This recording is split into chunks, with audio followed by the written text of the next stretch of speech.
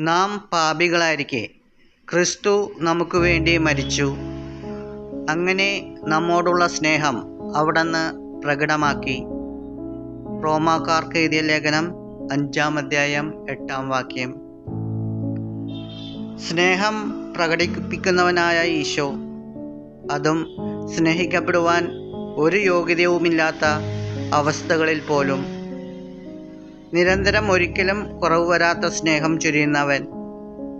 ഞാൻ നിങ്ങളെ സ്നേഹിച്ചതുപോലെ നിങ്ങളും പരസ്പരം സ്നേഹിക്കണമെന്ന് യോഹന്നാൻ എഴുതിയ സുവിശേഷം 15-ാം അധ്യായം 12-ാം വചനങ്ങളിലൂടെ ഈശോ നമ്മെ ഓർമ്മിപ്പിക്കുന്നു. മറ്റുള്ളവരോടുള്ള നമ്മുടെ സ്നേഹം നാം എപ്രകാരമാണ് പ്രകടമാക്കുന്നത്? അവർ നമ്മോട് കാണിക്കുന്ന സ്നേഹത്തെ പരിഗണിച്ചാണോ, അതോ മറ്റെന്തെങ്കിലും പ്രതീക്ഷിച്ചാണോ? എങ്കിൽ നമ്മൾ ക്രിസ്തുവിനെ അനുകരിക്കുന്നവരല്ല.